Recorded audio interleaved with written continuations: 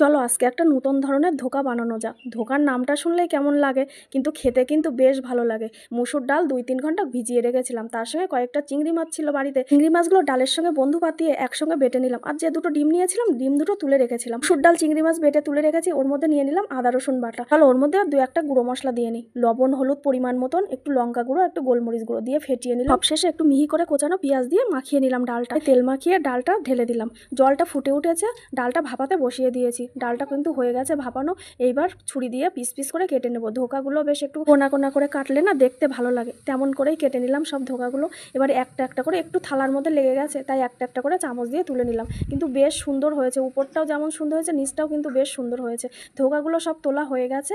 ধোকাগুলো ভাজার জন্য কড়াইতে সরষের তেল গরম করে নিয়েছি। এক এক করে ধোকাগুলো তেলের মধ্যে দিয়ে দেবো, এপিট ওপিট লাল করে ভেজে নেব। ধোকাগুলো কিন্তু ভাজা হয়ে গেছে, এবার তুলে দেখো ধোকাগুলো দেখতে এত সুন্দর হয়েছে, আর একটা ভাঙেও নি, বেশ ভালো হয়েছে। এক এক করে ভাজা ধোকাগুলো তুলে নিলাম। ওই ভাজা তেলের মধ্যে আবার আলুগুলো দিয়ে দিলাম। কয়েকটা ডুমো ডুমো করে আলু কেটে নিয়েছি, লবণ হলুদ দিয়ে ভেজে তুলে নিলাম। ওই আলু ভাজা তেলের মধ্যে শুকনো লঙ্কা, তেজপাতা, জিরে ফোড়নে দিয়ে পেঁয়াজ কুচিটা ভাজা করে নিলাম। পেঁয়াজ কুচিটা ভাজা হয়ে গেলে দিয়ে দিলাম আদা রসুন বাটা। আদা রসুন বাটাটা কিন্তু ভাজা হয়ে গেছে, কয়েকটা চেরা কাঁচা লঙ্কা দিয়ে। এরপরে দিয়ে দিলাম টমেটো বাটা। টমেটো বাটাটা দিয়ে একটু নাড়াচাড়া করে নিলাম যতক্ষণ কাঁচা গন্ধ না যায়। তারপরে একটু জল দিয়ে গুঁড়ো মশলা দিয়ে দিলাম, জিরে ধনে গোলমরিচ শুকনো লঙ্কার গুঁড়ো, পরিমাণ মতন লবণ হলুদ দিয়ে মশলাটা কষিয়ে নিয়ে ওর মধ্যে আলুগুলো দিয়ে দিলাম। আলুগুলো মশলার সঙ্গে বেশ অনেকক্ষণ ধরে কষিয়ে এবার পরিমাণ মতন জল দিয়ে দিলাম। জলটা ফুটে উঠেছে, এরপরে আলুটাও বেশ সেদ্ধ হয়ে গেছে। ধোকাগুলো ঝোলের মধ্যে দিয়ে কিছুক্ষণ ফুটতে দেবো। আলুগুলো সেদ্ধ হয়ে গেছে, তাই ওই 5 থেকে 7 মিনিট একটু ঢাকা দিয়ে ফুটিয়ে নিলেই কিন্তু আমাদের তরকারি তৈরি হয়ে যাবে।